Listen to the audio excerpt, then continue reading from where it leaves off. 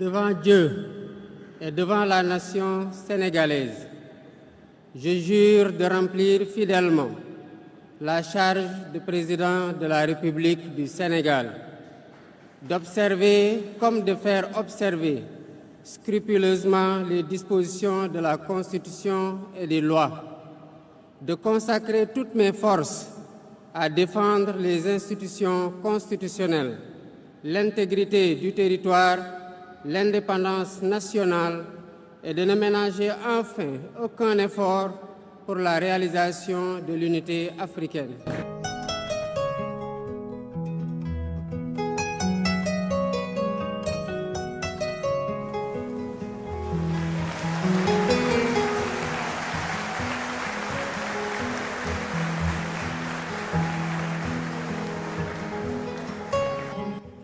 Plébiscité par un peuple désireux d'un changement dans la gouvernance, le 5e président de la République du Sénégal a officiellement pris fonction le 2 avril.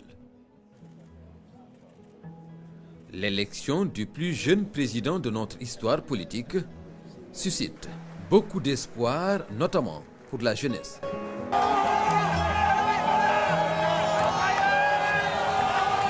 Le président Bassirou Diomaye Faye s'engage ainsi à remplir fidèlement la mission qui lui a été confiée par le peuple au soir du dimanche 24 mars 2024.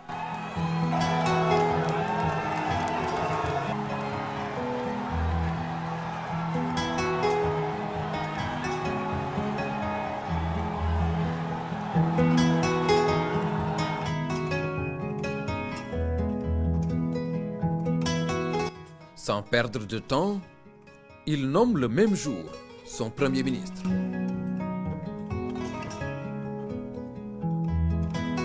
Son Excellence, M. Bassirou Diomaye Diakhar Faye, président de la République du Sénégal, m'a fait l'honneur de me nommer Premier ministre.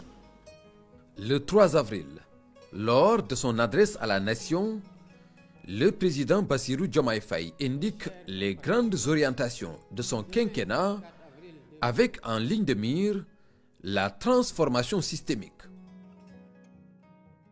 Le Premier ministre réaffirme les enjeux et défis de l'heure.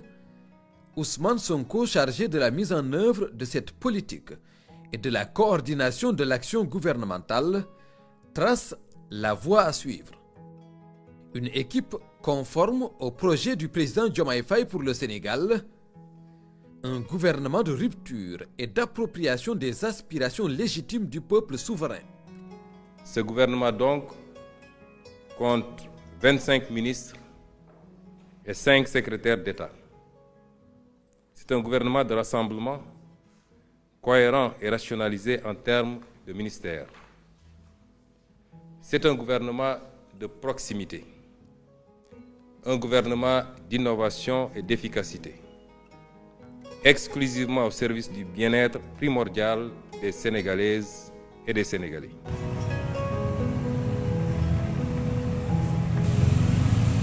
Sur la base des indications du président Bassirou Diomaye Faye, l'équipe se veut un gouvernement de résultats, conformément aux priorités déclinées. Parmi ces priorités, la justice, dont le fonctionnement rigoureux appelle à de profondes ruptures.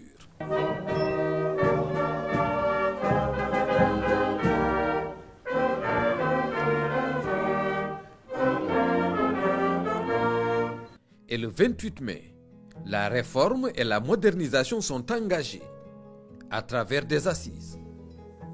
Je demeure en effet convaincu que la vertu préventive du dialogue en temps de paix éloigne les spectres de la tension et favorise les dynamiques consensuelles, consolidant ainsi notre démocratie et assurant la stabilité indispensable au développement économique et social dans l'intérêt supérieur de la nation. Dialoguer en temps de paix, en partageant la part d'humanité qui existe en chacun de nous, est un examen à l'aune duquel une nation mesure sa grandeur. Une démarche inclusive et participative pour repenser notre système judiciaire en revisitant ses règles et mécanismes. L'objectif principal, perfectionner la justice et la hisser à la hauteur de nos ambitions et des aspirations du peuple.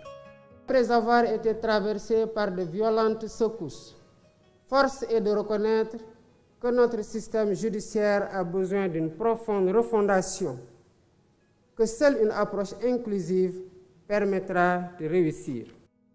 La finalité de cet exercice est d'aider à baliser la voie pour une réforme pragmatique de notre système judiciaire afin qu'il inspire davantage confiance aux justiciables et préserve sa dignité.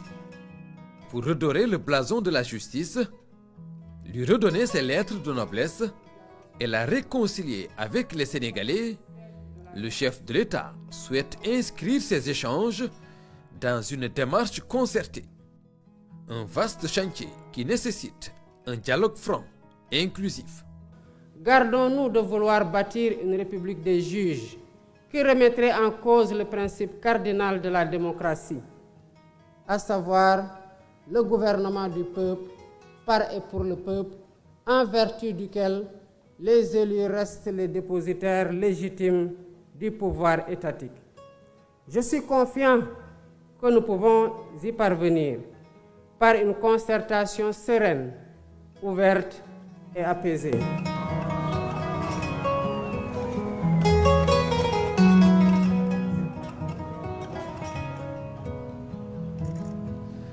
Dans la continuité des assises de la justice, le chef de l'État préside sa première rentrée des cours et tribunaux, marquant le début de l'année judiciaire.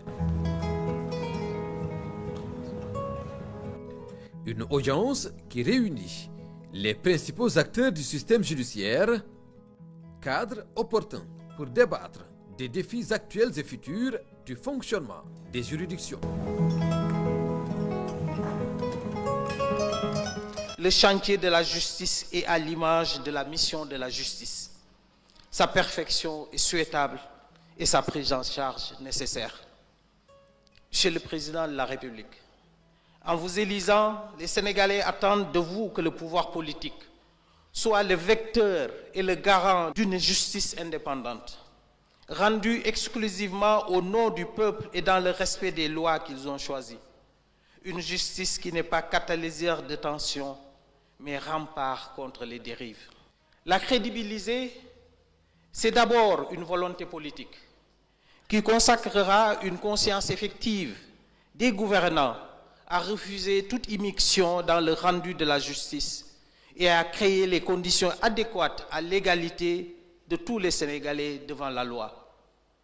Il ne faut pas s'y méprendre.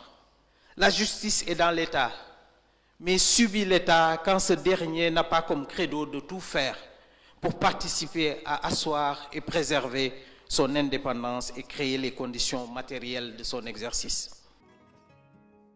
Rappelant l'importance de la justice dans la consolidation des principes démocratiques, le président Bassirou Diomaye Faye est revenu sur la pertinence de la convocation des assises de la justice.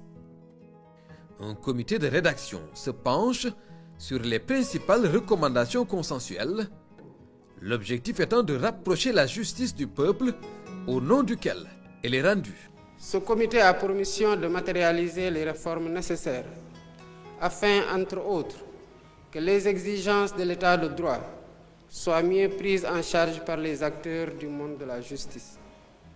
En effet, il faut rapprocher la justice du peuple au nom duquel elle est rendue. Le monde judiciaire a des défis immenses à relever et doit s'ouvrir au questionnement, à la remise en cause, au changement et à la modernisation. Il doit nécessairement s'ouvrir à l'instar de tous les corps de la République, au monde extérieur, car l'exigence d'un contrat social repensé nous interpelle tous. Un système clôturé à lui-même ne permet pas de faire peuple. Gardons-nous tous de la tentation de l'entre-soi et du repli.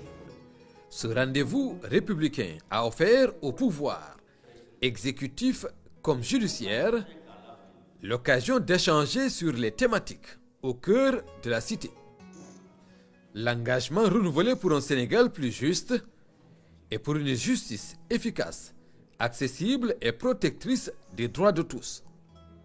Les conclusions des assises de la justice devraient répondre aux problématiques les plus urgentes.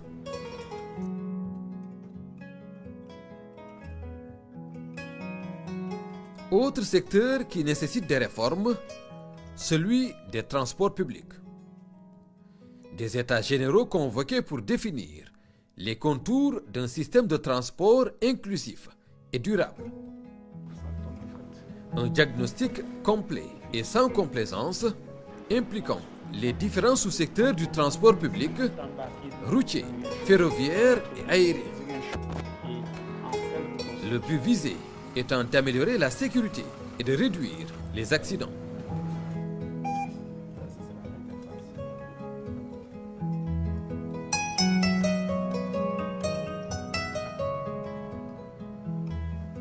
L'observation des faits nous permet d'affirmer avec force que les accidents de la route ne sont pas une fatalité. Non, ce n'est pas une fatalité. Si bien sûr nous acceptons tous de faire notre introspection, ce qui se produit sur nos routes n'est pas une conséquence inéluctable. Ces drames sont souvent le résultat de comportements inadéquats et de manquements à des règles de sécurité élémentaires.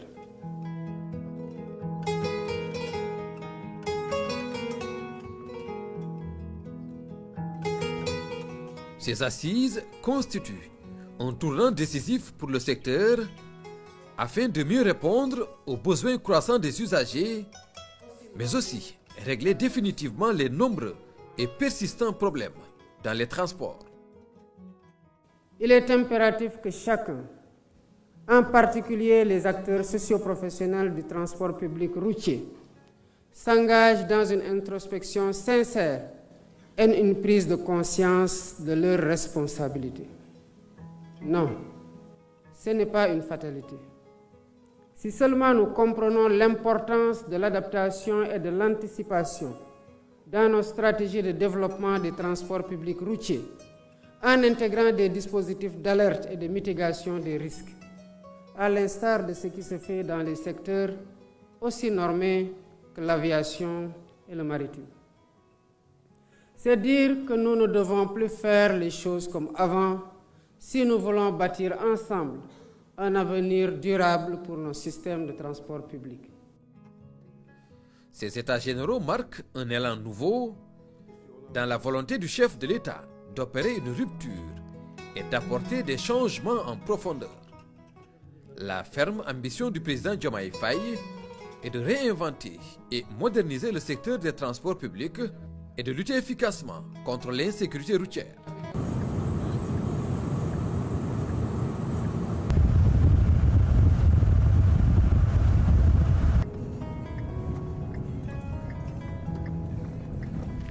Toujours dans sa volonté de matérialiser la doctrine de la gouvernance Jubal Jubanti, le président de la République effectue une visite inopinée à Thiès sur la situation du lotissement, notamment à Mbour 4. Le constat est alarmant.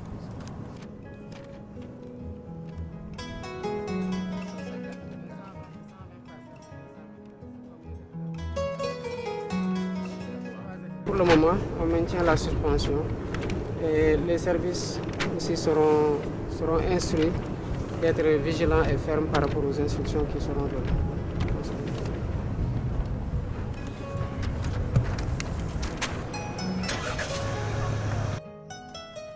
Un scandale qui fait appel à un audit de la gestion du foncier, au-delà même de Mbour 4.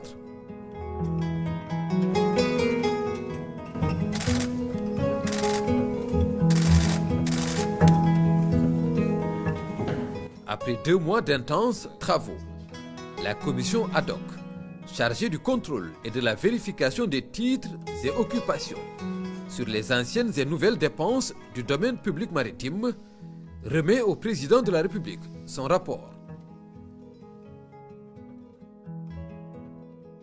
Il est constaté que 41% des occupations du domaine public maritime sont irrégulières, dont 5% sans droit ni titre et 36% sur la base d'autorisations délivrées par les collectivités territoriales.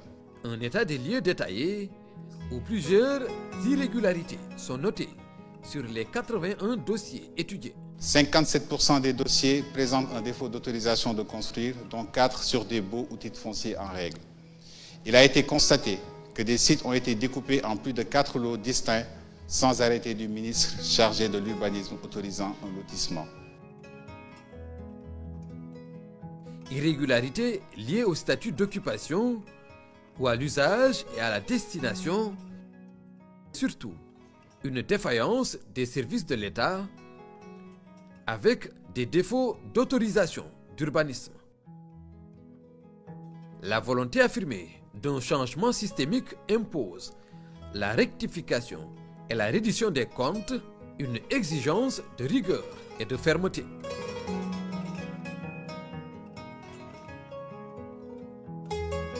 Le rétablissement de l'ordre sur le littoral est ainsi engagé. Des recommandations formulées pour le renforcement du dispositif législatif et réglementaire. Un travail méthodique d'enquête sur la légalité et la légitimité du processus d'occupation. Fini donc l'accaparement du domaine public maritime avec des constructions anarchiques.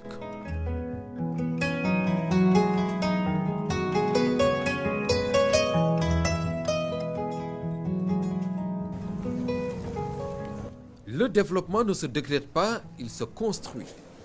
Et le 14 octobre marque un nouveau départ pour le Sénégal avec le lancement du document de politique économique et sociale.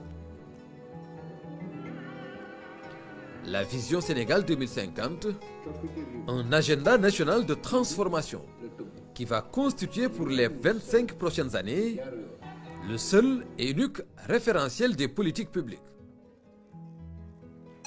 Le résultat d'une démarche inclusive et participative qui fédère toutes les expertises. Il y a des moments dans la vie d'une nation qui transcendent les défis immédiats, des instants où l'ambition collective prend le dessus sur les intérêts particuliers. Aujourd'hui en est un. La vision 2050 pour le Sénégal est l'aboutissement d'un long combat qui a pris sa source il y a un peu plus de 10 ans dans le refus de la malgouvernance, de l'injustice et de l'arbitraire au sein de l'administration. Il s'est transformé ensuite en un projet politique solide, ambitieux et progressivement porteur d'espoir. Si nous nous sommes opposés avec résilience pendant tant d'années, c'est que, en patriotes convaincus, nous étions conscients et inquiets des ravages, des mauvais choix et mauvaises pratiques de nos élites gouvernantes depuis l'indépendance sur notre pays. Le temps de la transcendance, du consensus, du sursaut et du don de soi pour jeter les bases de notre souveraineté. Un pacte national pour bâtir un Sénégal souverain, juste, prospère et ancré dans des valeurs fortes. J'ai impulsé la gouvernance publique autour du Djoub, Djoubel et Djoubanti pour transcrire dans nos actes et discours de tous les jours la cause primordiale et la volonté sacrée du peuple sénégalais souverain. Une transformation systémique du Sénégal qui repose sur 4 axes stratégiques. Il s'agira d'abord d'asseoir une économie compétitive et créatrice d'emplois, l'aménagement durable des territoires, le développement du capital humain et l'équité sociale. Ce document traduit en profondeur notre ambition de dépasser les clivages et les défis est de réviser totalement les schémas classiques du passé qui entraînent une stagnation et une régression sociale inacceptable, entretenue par une gouvernance de confort vigoureusement indexée et fortement rejetée par les populations. Les populations déterminées à changer inéluctablement leur sort.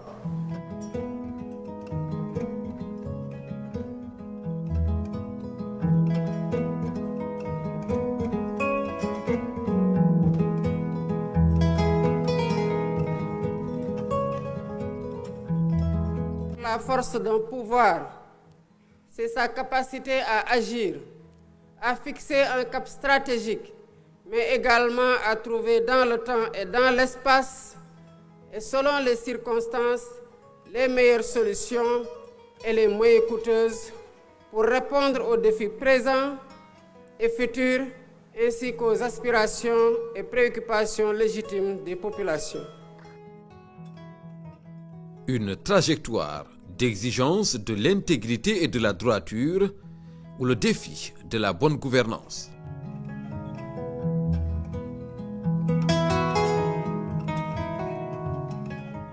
Cette nouvelle stratégie nationale de développement est une réponse innovante au défi de la transformation systémique du Sénégal.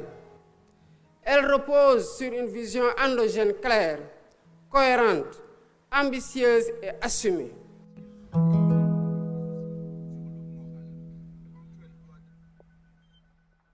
Nous combattrons durement la corruption et nous réformerons l'administration pour en faire un levier puissant au service du développement.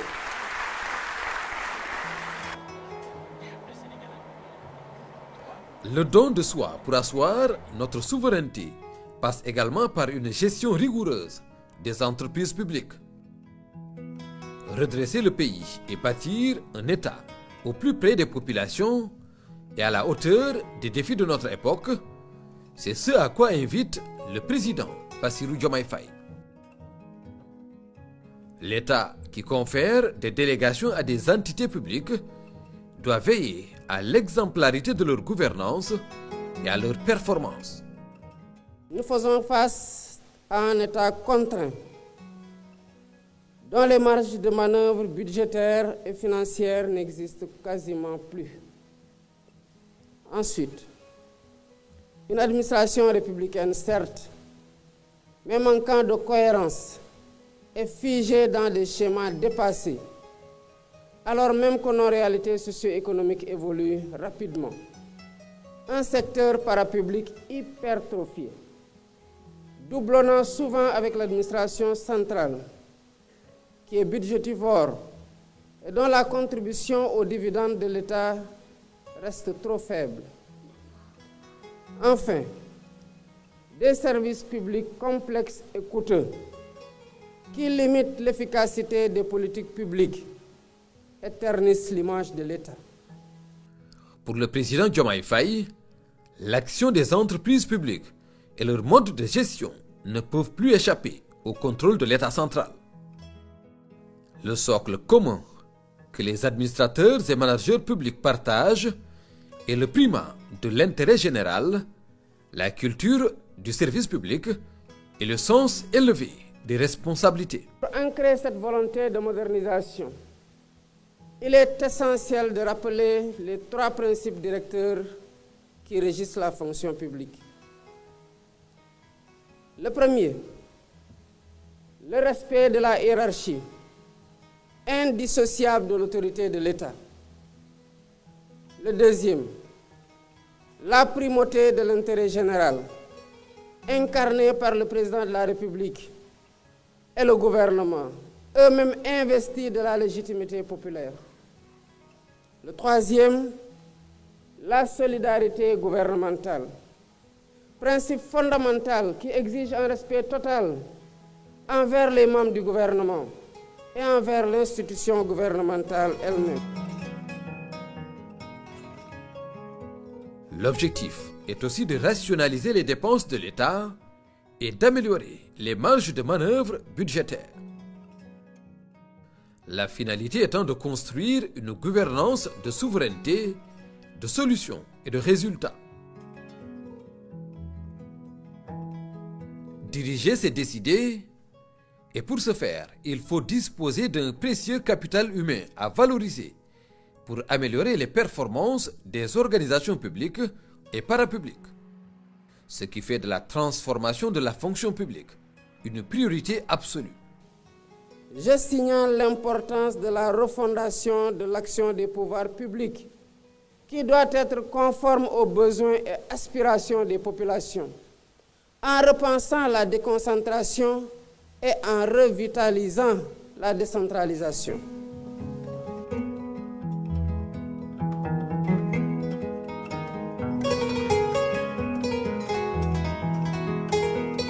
Il s'agit donc d'affiner la vision Sénégal 2050 et d'harmoniser la compréhension des missions qui incombent à chaque démembrement de l'État et des règles qui gouvernent son action. C'est ensemble que nous parviendrons à construire une gouvernance de souveraineté, une gouvernance de solutions, une gouvernance de résultats.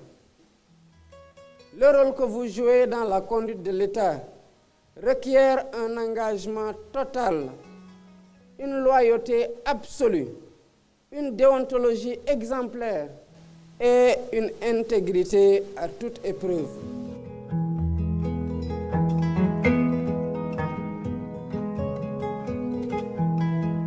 Pour le chef de l'État, le temps est également venu d'accélérer la transformation numérique de nos administrations à travers le New Deal technologique.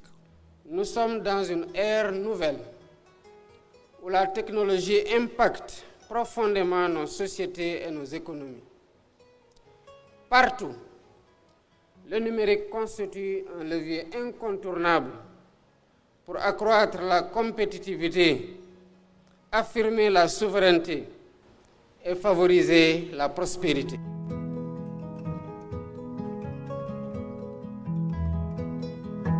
Une stratégie dont l'objectif est de placer le Sénégal au rang des nations souveraines et prospères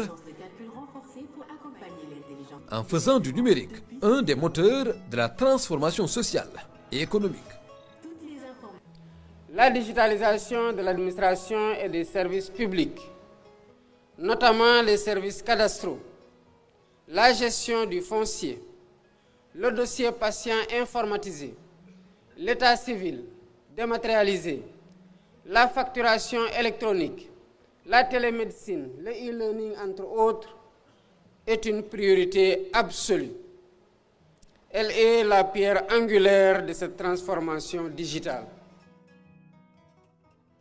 La dématérialisation des procédures et la digitalisation des documents permettront de réduire les délais de traitement et de lutter contre la spéculation et la corruption grâce à une traçabilité accrue et des bases de données centralisées et sécurisées. L'engagement à construire un espace numérique souverain en renforçant la cyber-résilience, en sécurisant les infrastructures, en protégeant les données critiques et en réduisant progressivement notre dépendance vis-à-vis des solutions étrangères. Cette première année de gouvernance est aussi marquée par les premières gouttes du pétrole produit au Sénégal. Le premier baril de pétrole, après des années de recherche et de préparation, marquant le commencement de la production pétrolière. Monsieur le Président, c'est un échantillon du premier brut sénégalais tiré à Sangomar. Donc, le Sénégal rentre dans les pays, dans le quota des pays producteurs de pétrole désormais, sous votre magistère.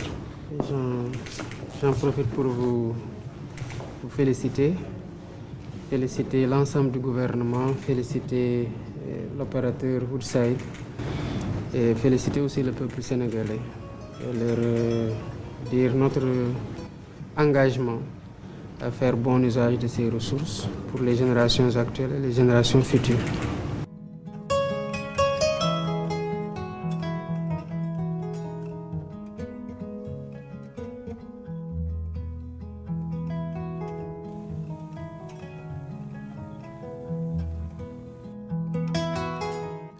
Le président Bassirou Diomaye Faye a également visité le champ pétrolier de Sangomar.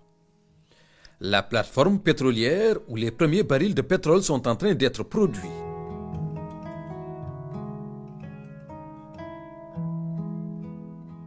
Le chef de l'État a salué l'abnégation et le mérite de tous ceux qui ont cru à la présence de cette ressource au fond de nos océans et fait la promotion du bassin sédimentaire du Sénégal.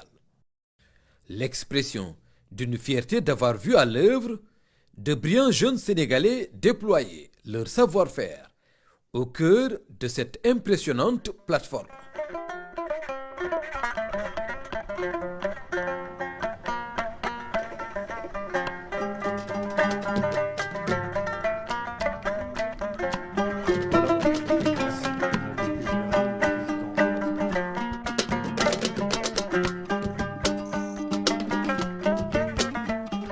Le Sénégal des profondeurs a également reçu le président de la République. Au cœur du Bambouk, la capture des eaux de ruissellement et leur valorisation reste une préoccupation majeure.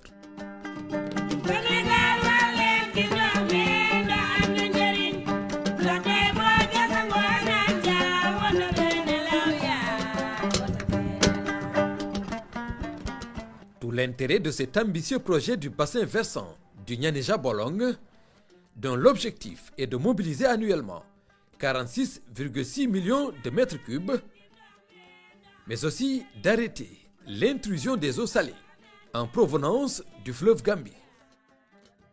Une stratégie qui consiste à mobiliser les ressources en eau de surface, un enjeu majeur pour le développement agro-sylvo-pastoral. Ces actions favoriseront le développement des activités agricoles, pastorales et piscicoles, tout en renforçant la résilience des écosystèmes humides de la zone face au changement climatique.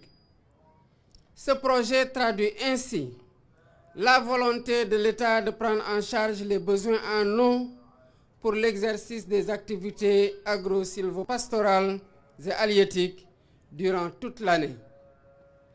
À terme, d'importants volumes d'eau mobilisés permettront la mise en valeur de 6 000 hectares par campagne, soit 12 000 hectares par an, contribuant à l'atteinte de la souveraineté alimentaire nationale. Au regard de la variété des bénéficiaires directs, agriculteurs, éleveurs, pêcheurs, promoteurs touristiques, agro-industriels, organisations communautaires de base, etc., le Promoren permettra de contribuer significativement au développement des terroirs dans la zone du bassin arachidier.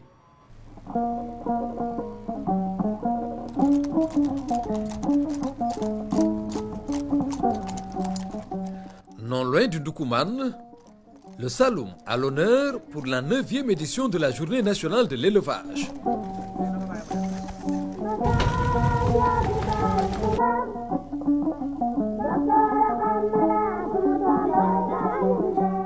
Un rendez-vous incontournable de tous les acteurs qui s'y retrouvent pour célébrer une filière représentant un des piliers de la souveraineté alimentaire souhaité par le président de la République, Bassirou Diomaye Faye.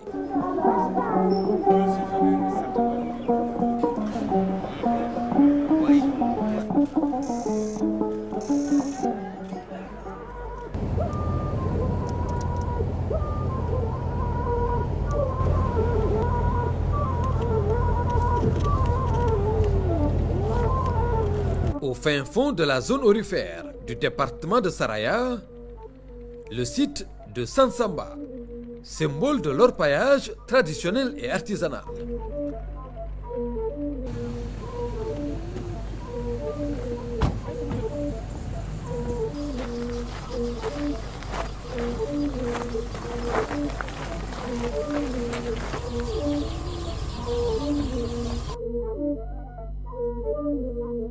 Le long de la Falémé, principal affluent du fleuve Sénégal qui forme une frontière naturelle entre notre pays et le Mali, c'est la ruée vers l'or pour des milliers d'aventuriers à la recherche d'une fortune incertaine et parfois risquée.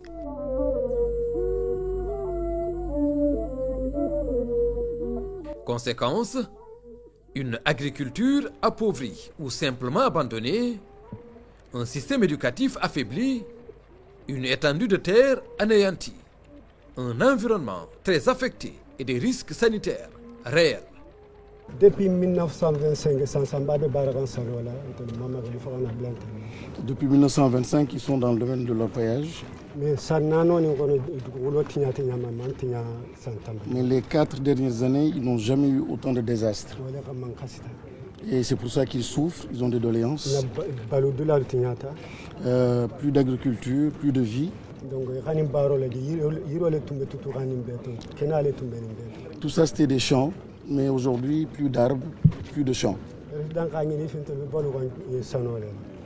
Eux, ils vivent aujourd'hui d'orpaillage, donc de cette activité-là. L'élevage et l'agriculture et le jardinage. Mais aujourd'hui, aucune activité autour des jardins parce que le fleuve est pollué. Aujourd'hui, donc, le terrain est inutilisable.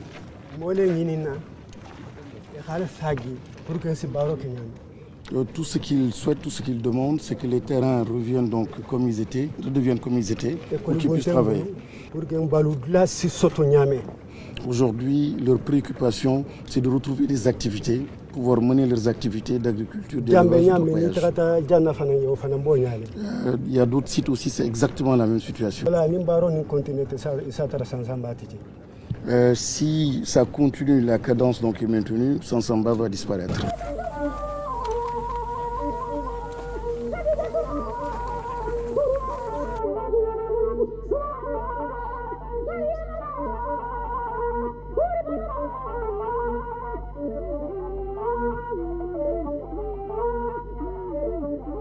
Je suis venu voir les conditions de travail des administrations déconcentrées et des forces de défense et de sécurité qui effectuent un travail remarquable dans le cadre de la sécurisation de cette partie du pays et voir aussi les défis environnementaux auxquels nous sommes confrontés de plus en plus dans la zone de la Falémé.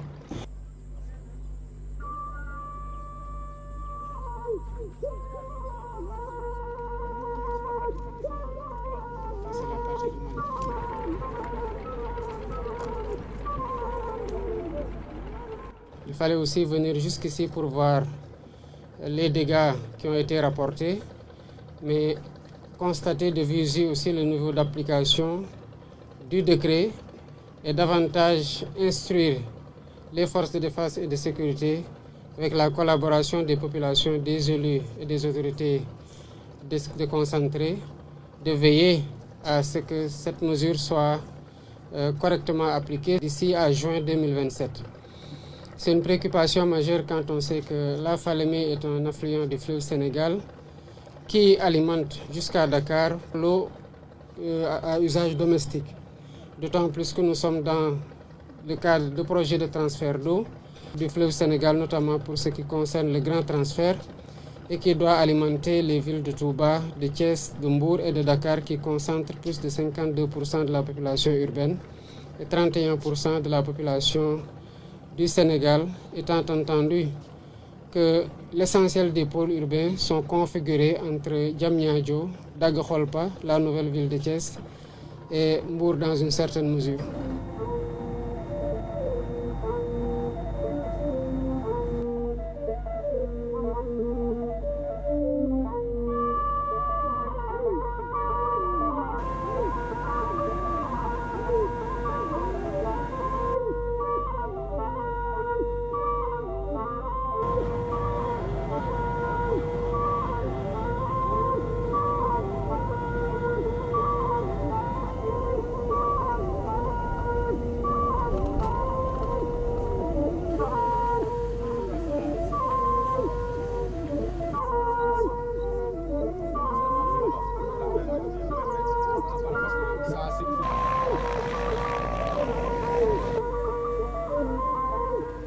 La gestion des urgences est aussi au cœur des actions du président Bassirou Diomaye Faye.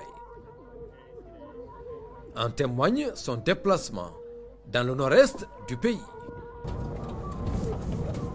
Victimes de la crue du fleuve, les populations reçoivent réconfort et assistance avec une enveloppe estimée à 8 milliards de francs CFA. Donc après avoir rendu grâce à Allah, nous disons en tout cas merci. Nous sommes à leur côté. Nous pensons à eux et nous agissons pour leur apporter le réconfort nécessaire sur tous les plans.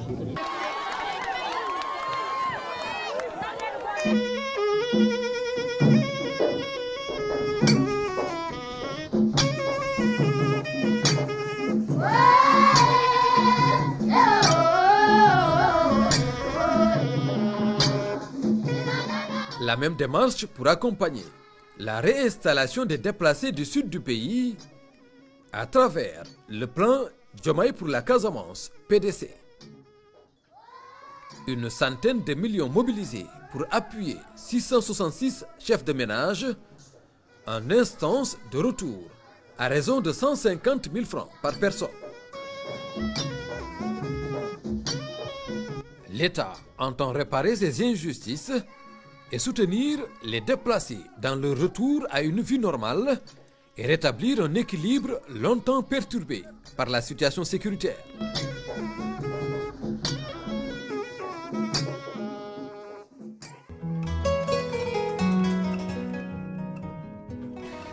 L'environnement n'est pas en reste avec la célébration de la Journée nationale de l'arbre.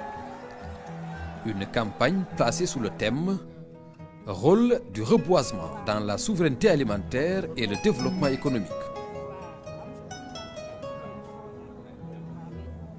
Tout en saluant la mobilisation et l'appropriation de cette journée par la population, le chef de l'État a invité les uns et les autres à relever le défi du suivi et de la protection des plants.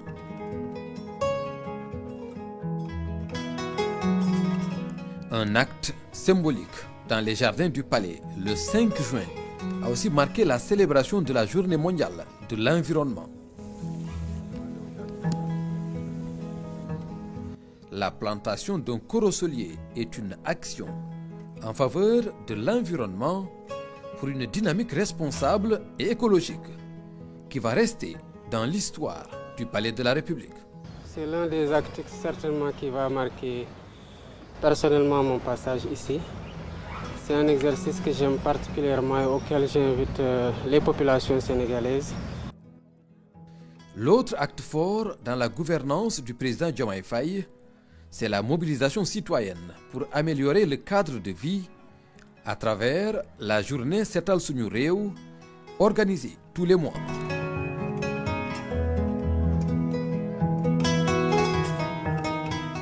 Une démarche communautaire pour un engagement participatif sur l'étendue du territoire sénégalais.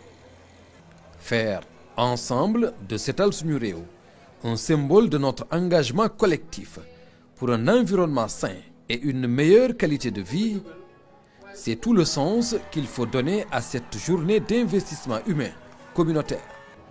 La mobilisation que j'ai vue partout au Sénégal est exceptionnelle et rend compte chez le peuple sénégalais de leur adhésion à notre démarche de gouvernance basée sur la co-construction. On a appelé au Djubanti, au redressement. Cela veut dire que nous comptons le faire avec le peuple sénégalais qui reste notre unique allié.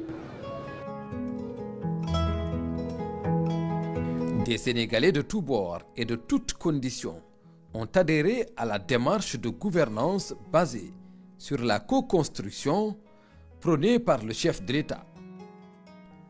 11 citoyens qui se sont illustrés dans la campagne mensuelle de nettoiement ont été décorés au nom de la nation tout entière par le président Faye. Le dévouement et l'exemplarité de ces citoyens ont été magnifiés, le symbole d'un engagement collectif pour un environnement sain et une meilleure qualité de vie.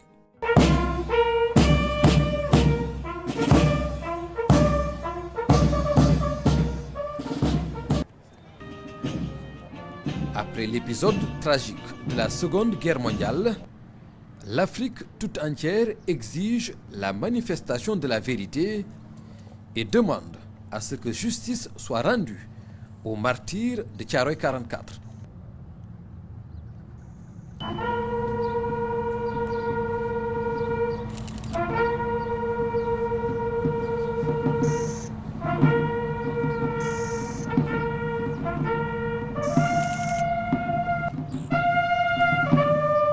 La commémoration, le 1er décembre 2024, du 80e anniversaire de ce massacre, est un des marqueurs forts de ce début de quinquennat. Grande est mon émotion en cette date et en ce lieu qui nous parle, où des héros africains sans défense, armés de courage, de dignité et de fraternité africaine, ont été froidement abattus. Il s'agissait là d'un massacre. 80 ans après ce crime de masse, le silence de Thiaroye est toujours aussi assourdissant.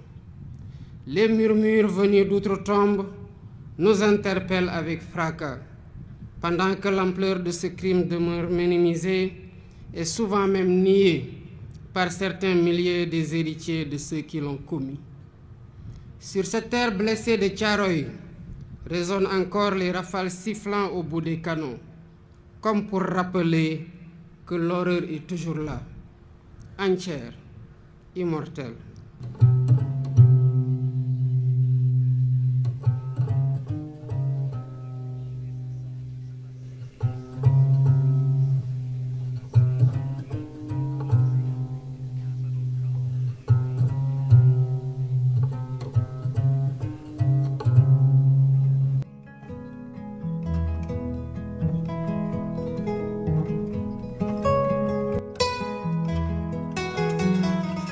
Tout comme le culturel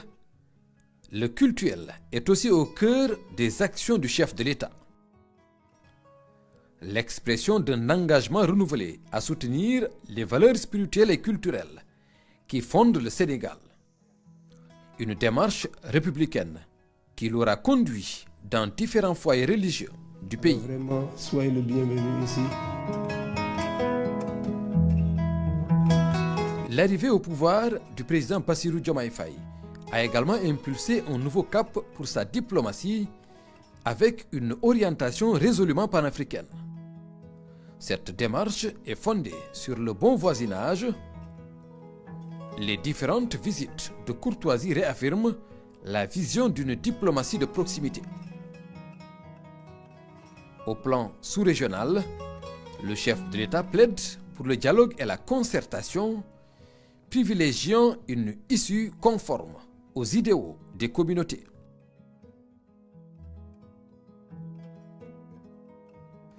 Les déplacements du président Bassirou Diomaye Faye en dehors du continent ont revitalisé la coopération internationale en lien direct avec les priorités définies par le nouveau référentiel des politiques publiques, la vision Sénégal 2050. Le Sénégal reste résolument ouvert à tous les partenariats mutuellement avantageux.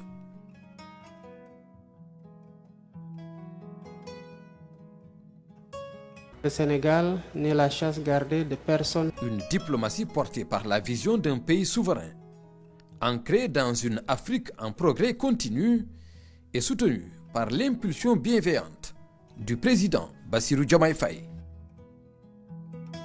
Un an de gouvernance, marqué par la déclinaison de projets et programmes, des réformes, des orientations et actions qui laissent entrevoir des perspectives d'un Sénégal juste, souverain et prospère.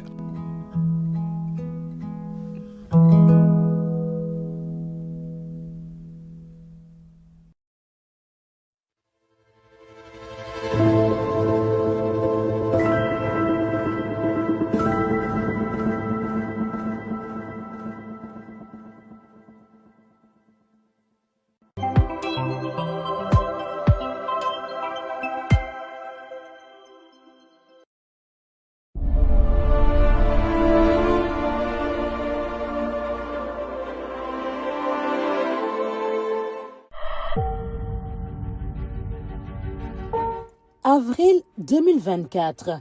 Un vent nouveau souffle au Sénégal, une alternance qui voit arriver au pouvoir le président Bassirou Diomaye Faye. Aussitôt installé le 2 avril, le décret tombe au soir. Ousmane Sonko est nommé Premier ministre du Sénégal. Dans ses tout nouveaux habits de chef du gouvernement, Ousmane Sonko s'installe à la primature le 8 avril, jour de passation de service. Deux mots illustrent cette journée: sobriété, solennité, conformément à la rupture